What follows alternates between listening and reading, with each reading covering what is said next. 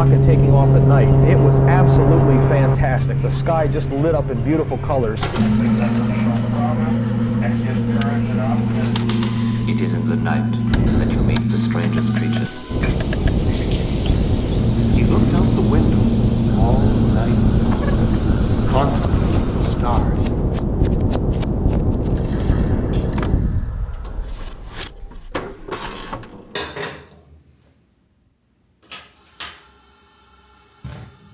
A problem I've been having lately is feeling tired when I'm in the second half of the day. Usually around like 3:30 is when I'm starting to get sleepy, and my only solution is to have a cup of tea or a coffee. And I don't really like that. Like, why do I have to be so dependent on something like that to feel energy at a time of day which I'm not even supposed to be tired? And look at the time. It's 11:35 p.m. I usually work on this show at night, and unfortunately, a lot of the time I just don't really have the energy or mind frame to do it. But I have to say, a cup of tea does help sometimes. Although recently I rediscovered another thing that gives me a little bolt of energy late into the night. Infatuation, I guess, is the best word for it. It happened the other day while I was sitting at home alone on a Saturday night. I was content with the night for the most part. I was laying down, rewatching my favorite show, The Affair, and taking notes on the subtleties of each episode that I picked up on to analyze during the new season. But suddenly, I received a hey. Oh, that's my text tone.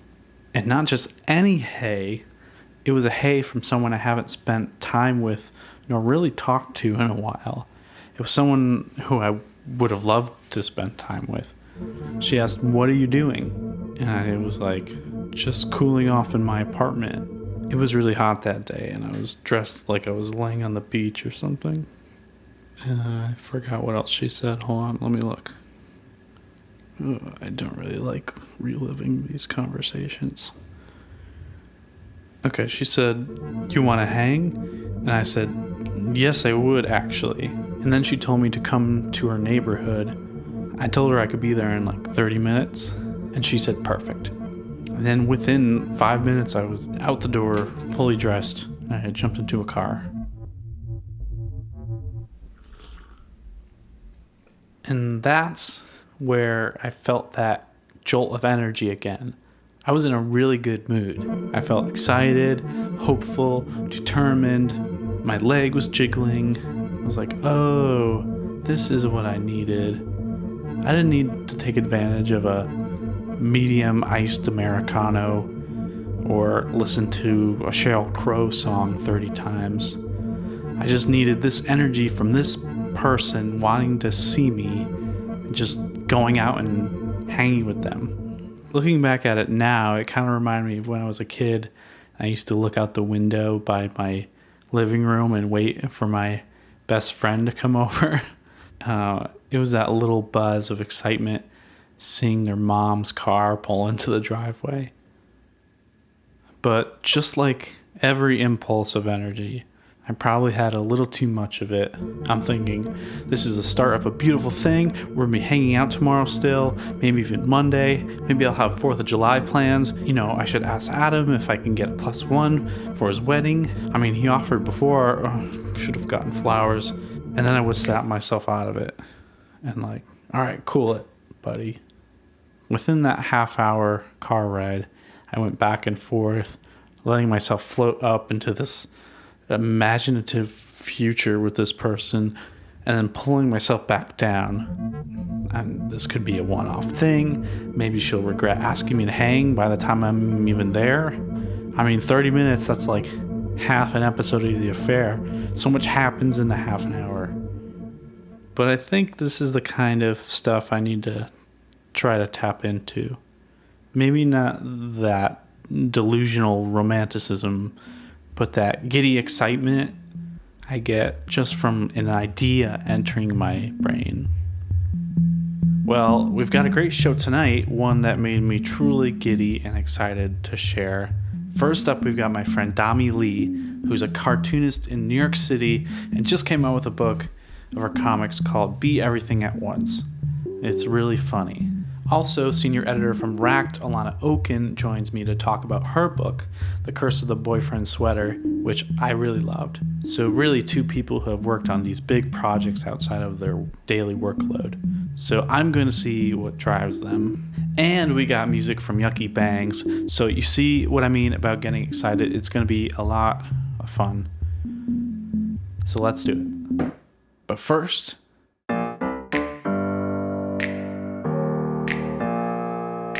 Open up the juice box, pop.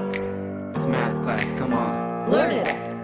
Hear a knock on the door when the day begins. Then a bomb goes off, lose my wife and kids. Find yourself a seat, grab a bulletin. Shove cookies in her face till we feel like pew. She could give me that cream, but you know I can't win. Yeah, you know what we is. Have you got a square? Root. Welcome to my farm. We can find a neoplastic mask. Analyze this diagram. We all like to get A's. Welcome to the world. Let's see Grandma's 3Bs. Netflix has so many shows now. 3 strikes and you're out. Santa's in my house. Welcome our red mouse. Slow it down with a house and a sand it too. But I see a freaking skeleton trying to hide. Keep your coat under full, open up the trains. Why don't you come to my house and celebrate? We're the champs. Sometimes you say amen. And our horses say nay. Or wanna be a surgeon. My mama don't want grandkids. Welcome to Grandma's house. Jesus in control now. Say that long division. We have to go out and fight. How cool is my spouse? Got my iron sword now. Show me all those emeralds. Dude, show me how you code now. Welcome to my court. It's the random song. Welcome to my drop off the crib, the spot, the pad. If your leggings are pants, better cover the back. Excuse me if my school has got my swag. Except for the time he got in the trash. Rejoice, Noel, midnight mass. Today as I do the Lord Spanish, holding me back. You just spit on the carpet, man. Where is the cleaner at? It's my house, time to take out the trash. Welcome to my class. Radiated hometown. We adore his tiny snout. Or she will shoot you. Welcome to my school. Piggies running in the barn. Worship with your arms out. We all like to try our best. Welcome to our school. Welcome to my couch. Welcome to my house.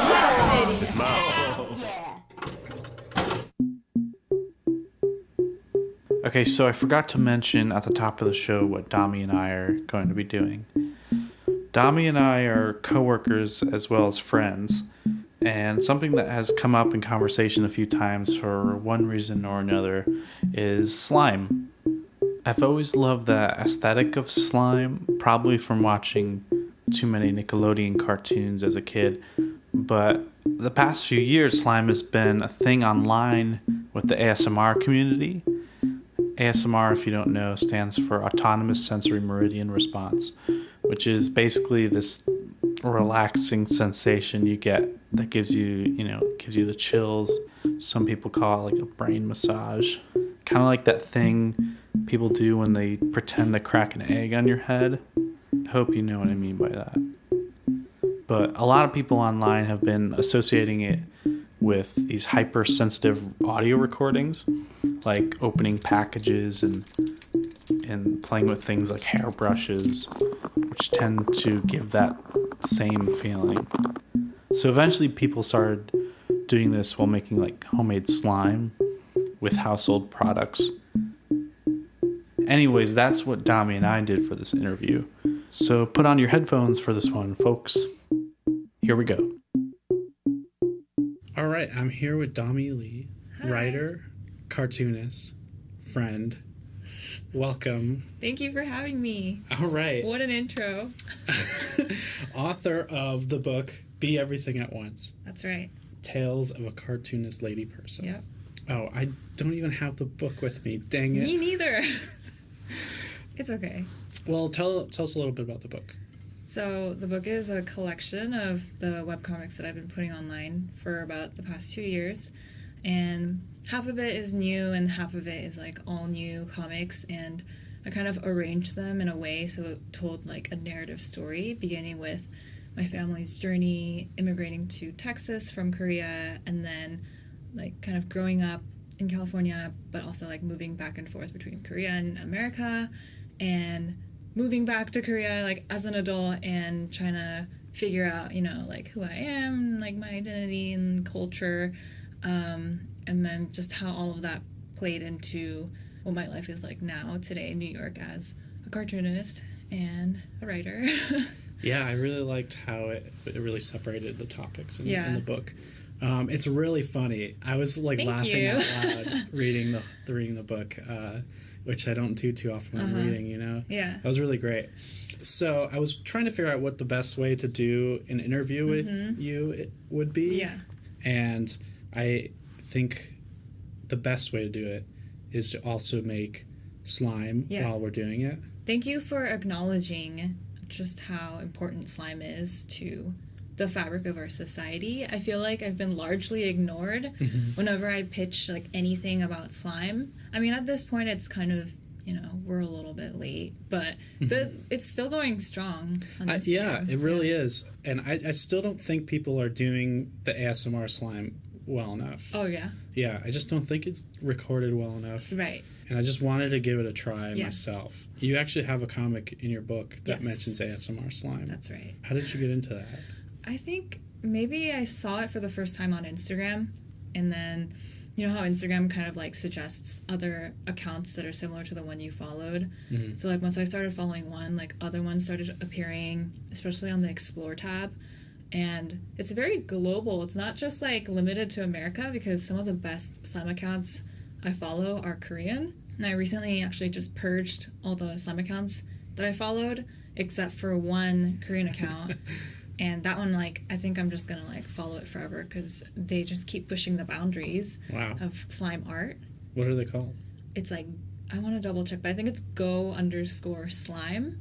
And they kind of just use slime to make other things like food, like really realistic food. And sometimes they'll just like draw on top of the slime and then like kind of ruin it by like mushing it all together at the end. It's really an elevated art form. Oh, I have to check that out. Yeah. All right, so I bought all the supplies to do this. Yeah, thank you for doing that. Like, oh, it's my pleasure. So we have two separate recipes, but this one I found is called Fluffy Slime, and it looked really cool. And it like the pictures of people putting their hands in it was just. It just looks so soft and pillowy. Yeah, so I think we should make that. Yes. Do you have the recipe over there? Yes. Okay. Did you print 2 copies? I don't know. This said it was going to be 42 pages. Okay. So 42 pages? So I didn't. It was you know how recipes online are. They just love the backstory and everything. Yeah. All right. So I have. What do we need? We got this contact lens solution. Contact lens solution. What else? You need white glue. White glue here. Big bottle here. Andrew bought, what is this, 1 gallon of Elmer's glue. And some shaving cream. What else does it say in there? Oh, baking soda. Oh, yeah, baking soda. Great. Whoop. Okay, so where are we going to put this on? Should we put it in that The bowl. tray or in the bowl? I feel like the bowl would be easier to mix it in. Okay. So. Are we making 2 separate slimes? Maybe. Or maybe one together? Maybe if you want. Yeah, we could. I did buy this borax, so probably use it at some point. I'm like scared of the borax, honestly. Like I've heard a lot of horror stories of kids really? getting like chemical rashes. All right, we'll play safe then. Yeah. What do we? How much baking? So it says 1 teaspoon baking soda. Okay, I actually don't have any teaspoons. That's okay. Just eyeball it. Okay, what's like a good? Got some spoons here somewhere. I don't know why we need. It's all a chemical reaction that I just don't understand. Yeah, so I'm just gonna. Wait. You have to start with the glue. Oh, okay. Yeah. How much glue? Doesn't say. Does yours say? It's the page before the 10. I need page 9. Oh. Page 8. That's 7 and 8. Okay. 2/3 cup. Okay. Well, I got a whole cup. Yeah. I don't know if you can hear it. That's good. That looks like paint. Yeah. Wow. All right, I'm just gonna dump it in the bowl. Wow. Whoop! Sorry. I heard you gasp. No, watch out. Watch out. Stop. Okay. So you got your glue. Maybe you can put it on here. Oh, great. And then you want to add a 1/4 cup of water. So I have a cup of water over here. This cup. Do you fill this halfway? Okay. Unless you have a 1/4. I do have a 1/4. Okay. But since everything's times 3, right? No. Oop. That's good. Wait. Because you added a cup Yeah. of glue. Yeah. And the recipe called for 2/3 cup. So that's like... Oh, right. I see what you mean. This is pretty good. Yeah, okay. And then add the teaspoon of baking soda. Okay.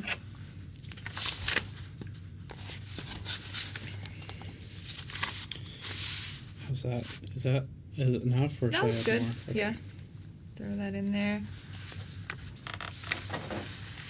And then mix. All right. What about the shaving cream? We add that after we mix. All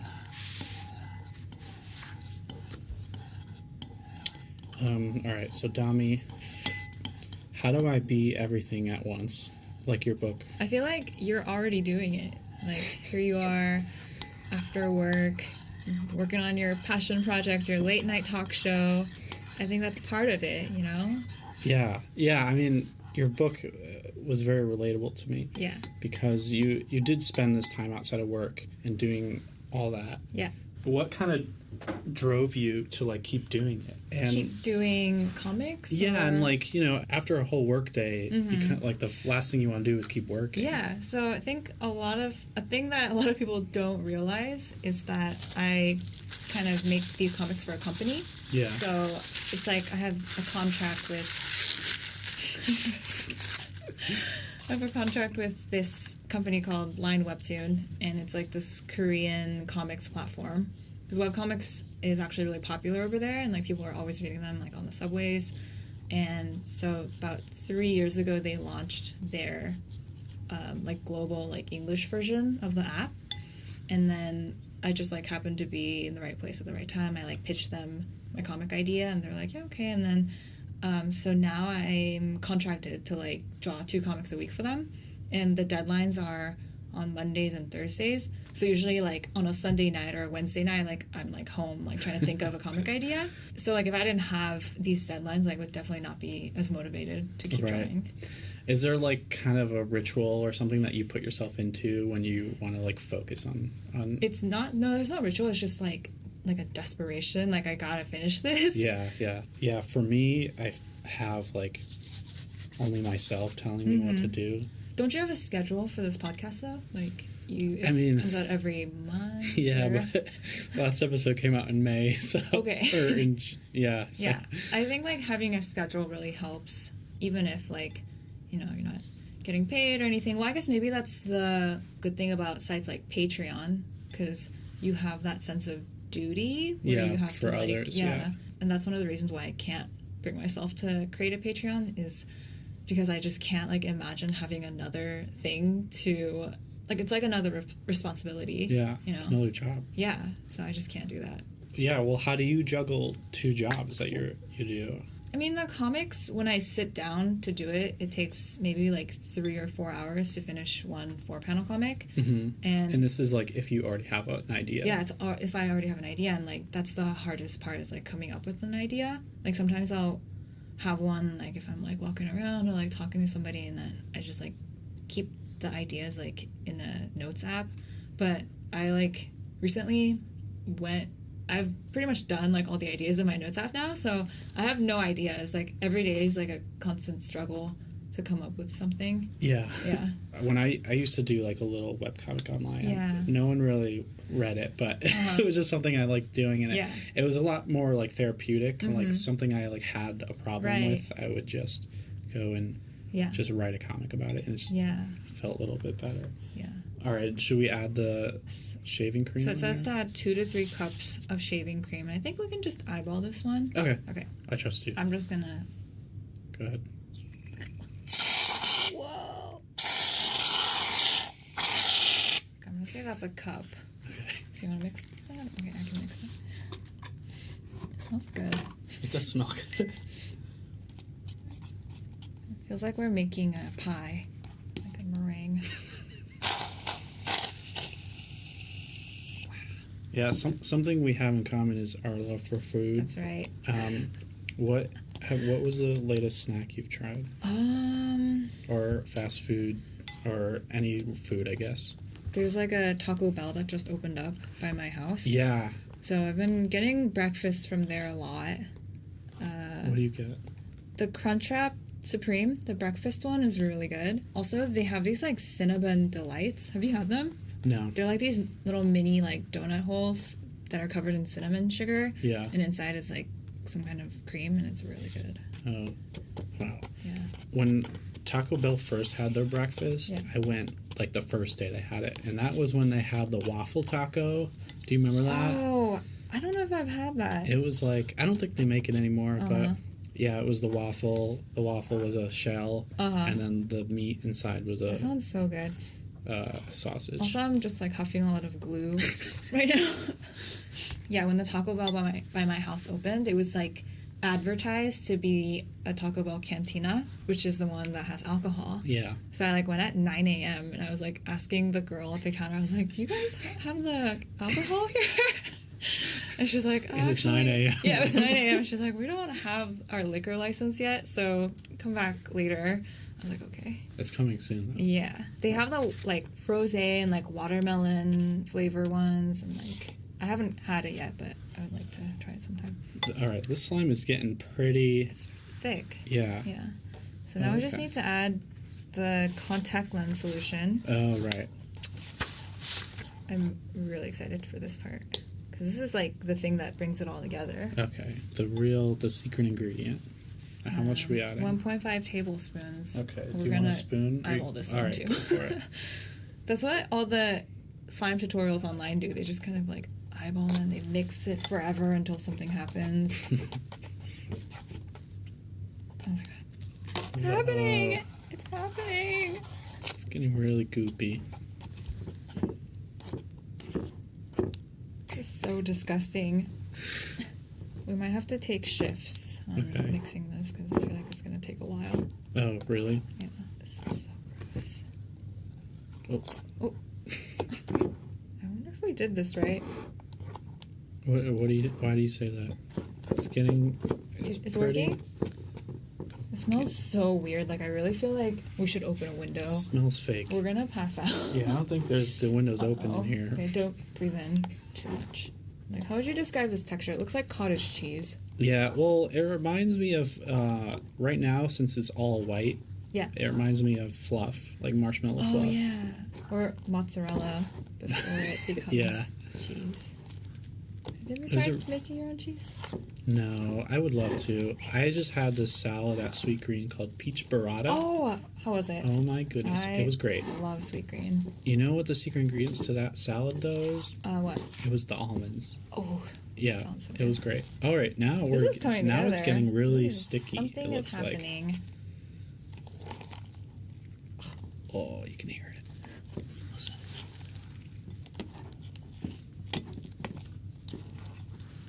So fluffy. I'm gonna eat cereal out of this bowl tomorrow. Ooh. This is so satisfying. Ooh, oh goodness, it is very slimy. I think once it stops sticking to itself, I think that's how you know it's done. Oh, okay. See, I didn't really do any previous research on this before, so I trust that you've seen it. I've seen enough. Okay, now it's really looking like... It's looking good. Very personable and... thick. Yeah. I'm like scared to touch it with my hands. I know, I want to touch it. I'm just mixing it with a fork right now. Mm-hmm. It's like making a sweet green salad. I think this is pretty much done. This is good. I'm just gonna poke it. Yeah. Oh. I think it's a little too sticky still. It doesn't leave much of a residue yet. We need to add a little good. bit more contact solution. You think so? Just listen to so gross. Here, okay. Should we add some more? Yeah, go ahead. Okay. All right, so from my first episode of my show, I kind of talked about like the comfortability of being back in my own like hometown and just wanting to go back and live it there, deciding if that actually was just a place I was meant to be or I would flourish there or it was kind of just this desire because that's what I was used to. Yeah. And from my perspective, I'm just in like a state over and it's not really that far and it's in the same country where you're from a couple different places. Yeah. South Korea, you lived in Texas, you lived in California. Yeah. What was it like for you to come to New York City and do you feel like New York is more of your home? So I never really had that like idealized view of New York that like a lot of people have sometimes. Like it was never like, oh, I gotta like get to the big city and like I've never seen like Sex in the City. So it was just like the place where I happened to get a job. Right. And like for me, when I was living in Korea after college, I was so like desperate to get back to America. Why is that? Just because like I never like wanted to be there in the first place, and the only reason I moved there was like my parents kind of like guilted me into coming back, or like it was like a sense of duty where like I realized they were getting older and like they weren't going to be like healthy like forever, so I kind of felt like I had to be there. So I was like living in Korea. I was like working as a translator, and it's just one of those jobs that you do like if you know English. Like pretty much anyone can work as like an English teacher or you know some sort of translator if you have like the bare minimum like skill set. Yeah. So it wasn't really what I wanted to be doing, and I saw like the BuzzFeed job, like it was like a web artist fellowship as like an opportunity to move back. So it ended up working out, and well, I mean, working out in terms where it got me to move back to America, but it didn't work out in the sense that I didn't get a job afterwards. Like, I don't really talk about this in the book where I say like, oh, it was kind of like assumed that I wouldn't get a job afterwards, but what actually ended up happening was they kind of screwed me over. Oh, really? They told me that, you know, like a job was guaranteed, but what ended up happening was there was a hiring freeze. Gotcha. So they were like, we can't really have you, sorry. But then that's what brought me to The Verge. Right. And I met all you wonderful people. Yeah, and do you, how do you like living in New York? I mean, it just changes on my mood every day. Me too. It changes based on how the subway is working that day. That's so true. Yeah. I would say, like, maybe not, I won't speak for every New Yorker, but really my mood always depends on what the subway is like. Right. Especially in the summer when it's so gross and disgusting and humid. Yeah. I mean, but I do feel like because I've spent so much time telling people, like, oh, New York is so horrible and disgusting and gross, like, I did kind of create this narrative in my own head that I don't like New York, but sometimes, like, I do enjoy it more these days, and, like, when I actually think about, like, all the people that I've met here and, like, how easy it is to, like, connect with other artists here. Yeah. I do think I take that for granted sometimes. Yeah, I know that if I did move out of the city, I would have this missing out feeling all the time. Yeah. Another thing is, like, just the sheer amount of, like, art and, like, music and, like, culture that's in New York. One of the most, like, shocking moments for me when I was in Korea was, like, I used to really like going to music festivals, and in Korea, there's, like, a couple of, like, big music festivals that are supposed to be their version of, like, Coachella. But it's really not like that at all, because one year I was looking at the lineup and, like, the headliner was Fall Out Boy and Maroon 5, and I was just, like, so upset. And I don't know. Well, I mean, Maroon 5 is pretty big, but, you know, I wouldn't go see I mean, I'm not a fan of Maroon 5. Yeah, me neither. This slime is looking amazing. Isn't it? You were just playing with it. Looks You're like... kind of just folding the sides inward, and I've just been mesmerized. It looks like a giant dumpling. It does. But Whoa. it's still a little sticky. Yeah. Do you think it needs... What about, like, just adding water? Is that too much? No, I think it needs to be the contact solution. Okay. But, I mean, this is pretty good. I'm pretty happy with this. All right, let's put it on top of this box. I'm getting a lot of ringing from the bowl. So I'm just going to just plop it on here. Okay.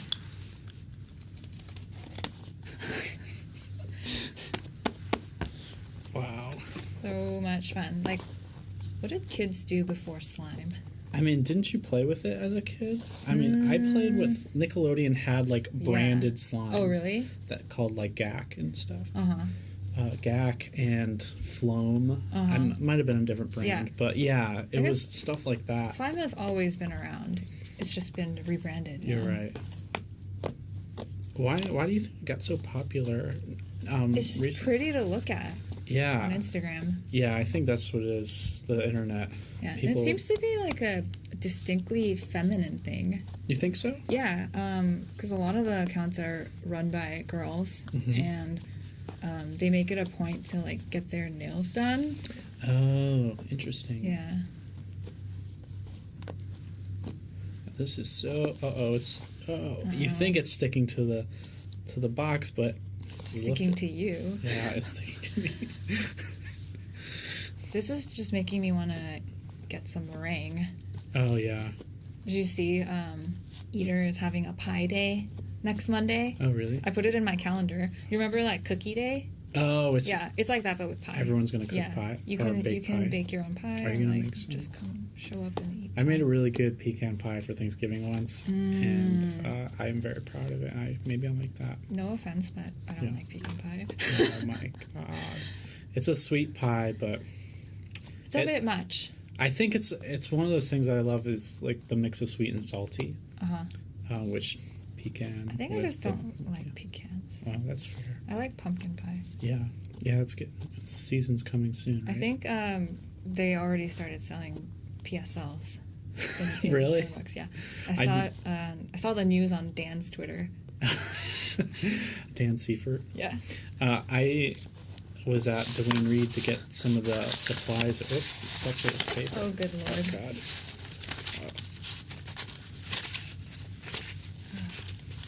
I'm just going to hold this up to this microphone here.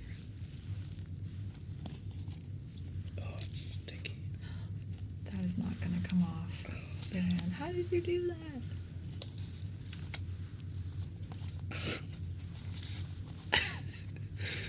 Oh, it's not too bad. Just roll your hands a little bit. Okay. So you were saying? Oh, yeah, and Dwayne Reed, they have Halloween candy out. Oh, really? With the like jack-o'-lanterns and everything. Wow. Yeah. I've been saying, oh my gourd a lot. I think it's, subconsciously I just knew that Halloween was around the corner. Wow, yeah. Did I tell you my Halloween costume ideas? Oh my gosh, what is it? One is just a train conductor. I think a classic costume that no one appreciates anymore. You gotta appreciate the classics. I feel like you already have that like as a regular wardrobe, like part of your. Or the Sleepy Time bear on the tea on the box of the tea. That's like basically the same as the train conductor outfit. He has like one of those sleepy hats. Yeah. It's like the blue with the white stripes. Yeah. It's the same thing. It is the same. Okay. What do you think of this slime here? Oh, I put back a piece I took on my hand and it's like gray because of the... I think it needs some food coloring. Yeah, I know. Yeah. I couldn't find any. Yeah, I have some. You know how many stores I went to find borax? Oh my god. Where did you find it? Oh, you found it at I got it at Lowe's. What is borax? What is it used for? It's in the laundry detergent aisle. So if you look at I was looking for the box. It's a detergent booster. Uh-huh.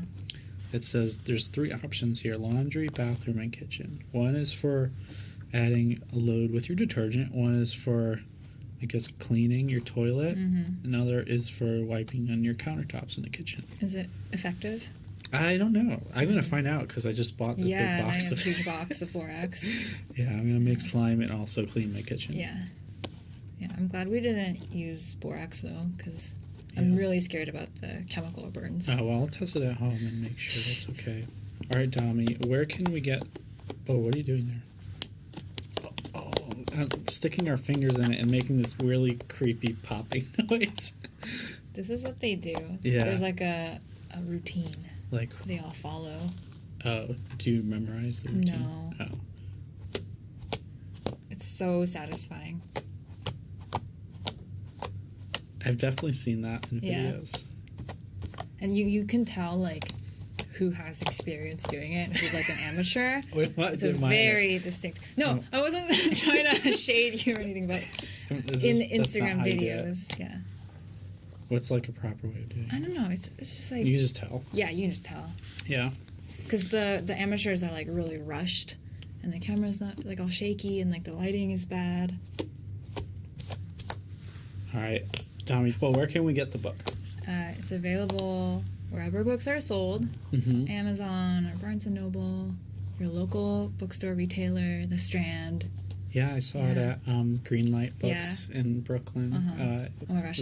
I went to Barnes & Noble to sign a couple copies. Yeah. And then... Did you do it unwarranted? No. Well, the publisher told me, like, oh, make sure to check with the manager first. Right. So the first time I went, it was fine. Everything was fine. And then I went back, like, on another weekend. And I, like, asked someone working there. I was like, excuse me, like, is it okay if I sign a couple of these books? And she was like, yeah, who are you? And I was just like, well, she was joking, but it was still very Did you scary. have to prove who you were? Oh, yeah, she was like, oh, yeah, I just want to see some, like, proof. And I was like, well, actually, there's a picture of me on the back. So that's fun. Was she like, oh, my God? No. She, like, didn't care. Nobody cares. Yeah, they've seen it all in New York City. Yeah. All right. Well, Dami, thank you for joining me and making slime on the show. Thank you for having me. I hope this wasn't too painful to listen to. Oh, no. I hope it was soothing to listen to, Yeah, I hope so, maybe. too. You can get the book, Be Everything at Once, anywhere books are sold. Dami, what's next for you? Well, I don't know. Just kind of kick it for a while, relax. And then people can see your webcomics online at... you can go to my Instagram. Mm-hmm. The handle is my name, Dami_Lee. Great. Yeah. Thank you. Thanks.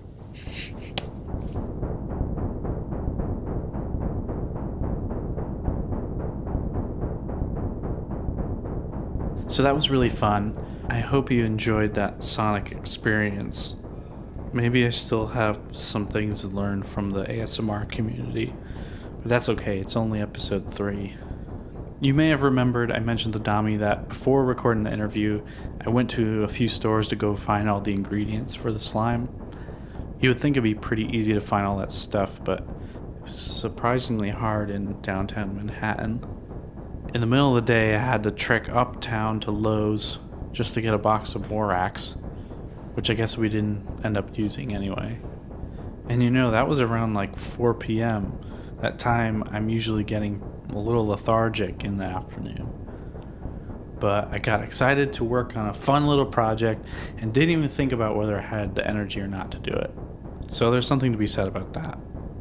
But then again, I hadn't been home yet, ready to plop on the couch, and it's just so hot in my apartment.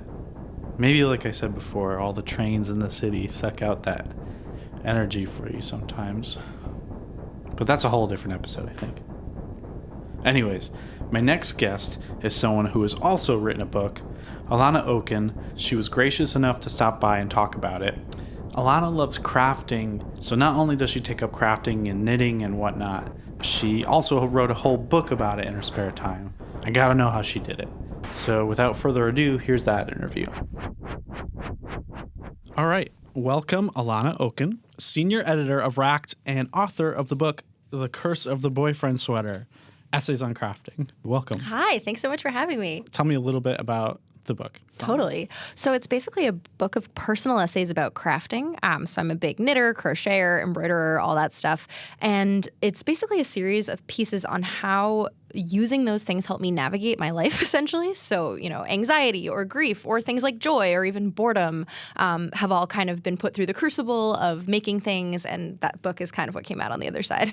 Yeah, I find it very relatable in the sense it's like something you're really passionate about. And you have a little bit in the book actually about when you got the book sold, which I thought was funny. So what kind of things were going through your head in the process of writing this? That's a great question. Yeah, you have so many personal anecdotes in here. Like, did you have a diary or something that you were pulling from? No, not exactly. I mean, so I'd been writing, I worked at BuzzFeed at the time, and I'd been writing a bunch about crafting. Well, not a bunch, but I had been writing significantly about crafting. Like I'd written one essay, the first essay actually in the book about, I had two friends who passed away really young, and I wrote about knitting a baby sweater as sort of a way of, reacquainting myself with the idea that life could come into the world. And so I'd written that years ago. Like I think that was published in like 2013 or something. And then I wrote another one the next year that was about using knitting to navigate anxiety. So like the seeds had kind of already been planted, and those were what made up like the cornerstone of my proposal. And yeah, I just kind of knew that I had a lot more to say about it. That like it's not that I had everything in the book so fully sketched out, or that I was like, oh, I got to remember this for like a future time when it will be in a book. But I've always been someone who's very interested in kind of like plumbing the depths of my own brain. It's not that it wasn't hard to write. Certainly it was hard to sit down and write all these pieces and make sure that it was legible and that it was useful for people and that it was in the right order. But when it came to like the beats I wanted to hit, that actually wasn't that hard. And so as part of the proposal, I had to submit, a couple sample essays essentially, and then like a rundown of all the other essays I wanted in the book. And even though like a lot of them turned out like really terrible and like we did not include them, or like some things turned out to be much bigger than I thought and some were smaller, like those essential hooks were still all there. So it was definitely like something that's been germinating, for a long time. And I was just really excited to like get the opportunity to sit down and make it happen. Knitting and crafting has been in your life for as long as you can remember, it seems like, right? Yeah. I've been knitting for over 20 years now, which is crazy that I've been doing anything for that long. Right. Is there anything specific about why you kept having that as a hobby or a passion? Yeah, I mean, it's funny because I've always been a writer and I've always been a knitter. And I think that they do kind of like occupy equal and opposite zones. Like I've always been so interested in kind of like arranging narratives and working with words and essentially like working on computers and with screens. And my jobs have always been in the like, kind of, it's hard to describe. It's not that it's like out of touch with reality, but it's like, we work in cyberspace essentially. Mm-hmm. Like you less so than me. You're doing, I think, slightly more physical stuff, but like pretty much everything I do is like dragging and dropping on a Mac. And so and that's been the case forever. Like it was the case in college too. And so I think having something that's like very physical and very much anchors me to the world has always been super appealing. And crafting has also just been this very meditative strain in my life. Like I have a lot of anxiety, and I think it's been a really nice way to just kind of anchor myself in the world and be like, okay, like don't freak out. You can get through the next row. Like the motion of doing a stitch is really calming to me, the same way that I think for other people, like running or fishing or like even just like deep breathing or whatever, like none of those things have worked for me, but crafting actually does. And it's also just like really fun. Like it's fun to make something. It's fun to have like an end result, really physical end result. Totally, to just be like, I wanted this hat, and like now I have the hat, and like it's because of me. Like so, it's like there's all these like philosophical reasons or whatever, but like at the end of the day, it's just like really freaking fun. So, like you said, you write for a living, and you wrote this book outside of work. Mm-hmm. That resonated to me because I'm doing this show outside of work, and it's like this need to be creative out of something that I can call my own and not feel like it's a part of something else. No, I guess totally. maybe selfishly.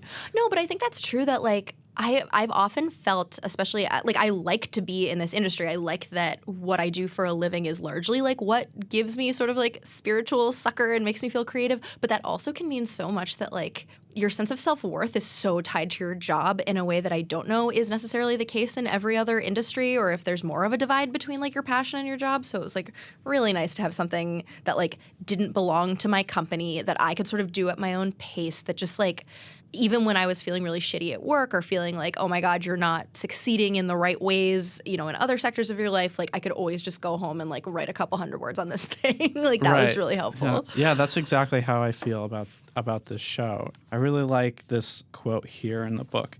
Writing is how I make sense of the world. And like crafting, I can do it without permission, without waiting entirely on my own. I thought that, I will highlight that there. So hard. I thought that was really great. So what kind of advice would you give to someone who is trying to find that energy after like they work a long day? And like, is it something that just comes naturally because you're so passionate about it? Or is there like some kind of ritual? God, that's like the $1 million question. I've actually, Eliza, who works at Racked with me, we've been joking about this, about like me being her like hobby sommelier, like figuring out just like as an adult, like what can your hobby be? Like how will you unwind? And like, it's easy to be kind of tongue in cheek and to be like, well, all the cool hot girls are like doing ceramics, so like go sign up at the ceramic studio or whatever. But I do think that like, if I would give anyone any advice, it's that if you really want to try something, again, whether it's a sport, whether it's knitting, whatever, just like let yourself be bad at it for a while. Because I think that that's maybe why as adults, so many of us like don't try these new things or don't pick up these new strains, because we are actually not that used to like sucking for a while, that like you're like you go through school and you get your job and you sort of fall into your groove where it's like, oh, this is the type of person I am. Like I am the audio person, I'm the video person, like I am a visual thinker, I am a mathematical thinker. And I think that like that calcifies a little bit. And like the nice thing about teaching knitting, especially to adults, is that I get to watch people struggle, and I don't mean that in like a sadistic way, but I think there's something really vulnerable and really cool that happens when you're just like, oh my Christ, like I literally like am a grown up who's given birth and makes 6 figures and like has this amazing life, and I like can't put like sticks and string together to make something. And like I think that that's really important. So I guess I would just say like, if you find something that you're interested in or curious about, just like let the learning curve be steep and long, even if it feels like that is troubling and like the opposite of the intended effect, to relax. Yeah. Do you think there needs to be kind of a separation between hobbies and your job? That's such a good question, especially because obviously the lines have blurred a lot with me on that. Yeah. I think for me, yes. Like, for example, I get asked a lot, like, oh, do you work on commission? Do you sell the stuff you make? And the answer is like, kind of yes. I will do like embroideries for people. Like often my friends will be like, oh my God, it's my anniversary coming up. Like, will you do an embroidery of like my spouse's favorite song quote or something? And I'll totally do that. I've even gone so far as to do stuff for like friends of friends. But when it comes to the idea of like making a whole go of it and trying to go to craft fairs and like doing the Etsy store, and my sister does this. My sister does this basically for a living. That is something that I don't think I could do. I think that it would knock knitting out of the meditative category and into the like the productive category almost. But I don't know. I think that there are people who are much better set up in order to have that line blurred, and there are others who kind of need to have their buckets. Yeah, totally. What is a good craft for me to get into? Oh, yeah. So I actually I think embroidery is kind of the one to start with. That was the one I was thinking of. Yeah, it's funny. So my boyfriend is not crafty at all. He has big man fingers, and I don't think would ever have the patience to knit. But I taught him how to embroider not too long ago, and he's pretty good at it. He's made stuff for his friends, and I think it's because it's a lot like doodling. There really isn't that steep of a learning curve. I'm a big doodler. Yeah. It kind of I think suits the same impulses where it's you're just kind of going one thing in front of the other. It looks like your handwriting, which is really cool. That is cool. Yeah, it looks very intimate right off the bat. I don't know. I just think that embroidery is really fun, and it's something you can kind of do without thinking too much, and you can finish a project really quickly.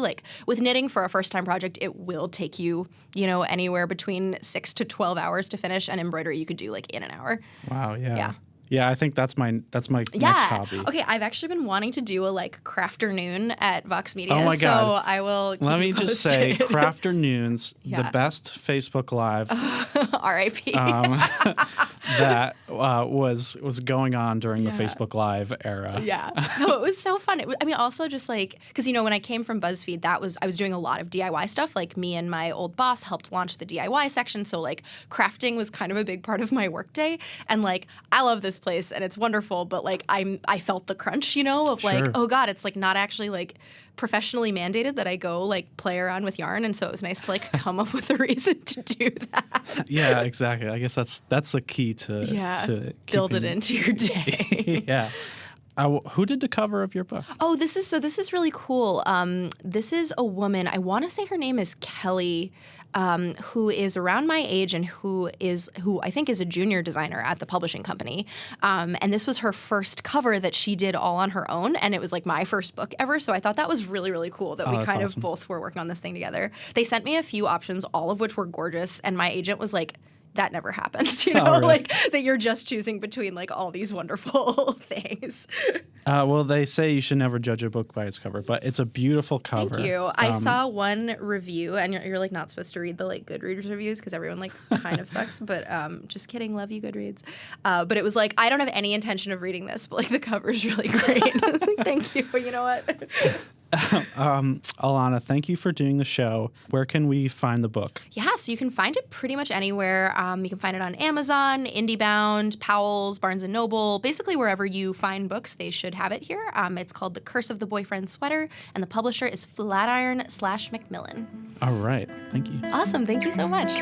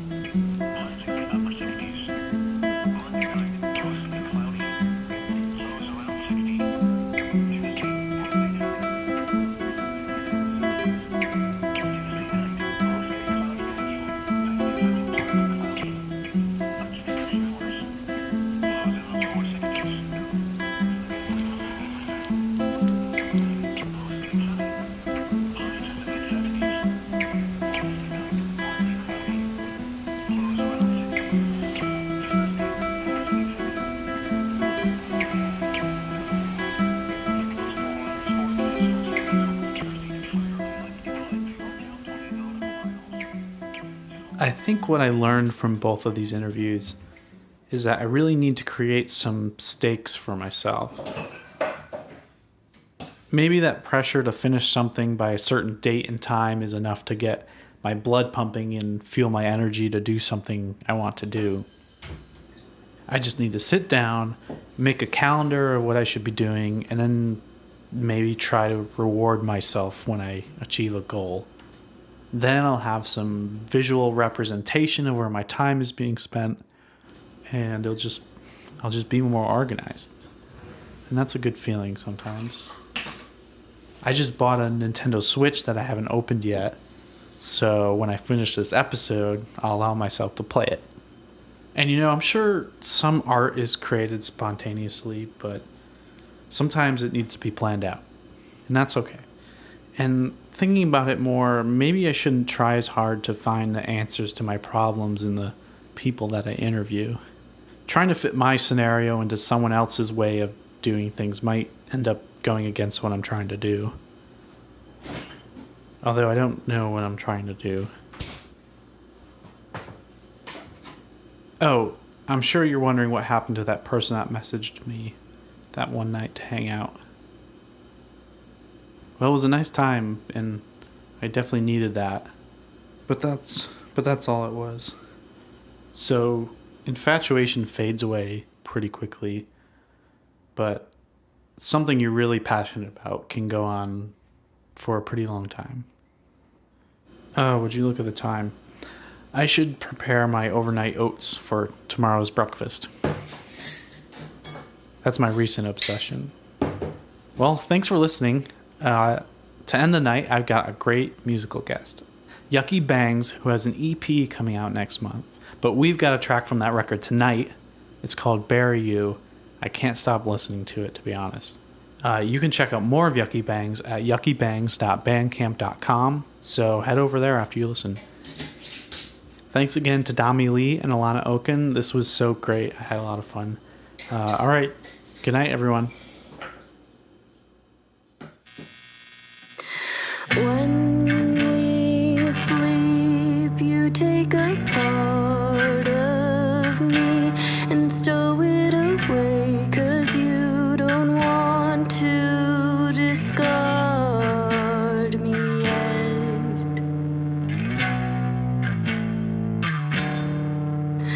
Divide me up and say that I'm not enough, and watch as I try to multiply to win your love.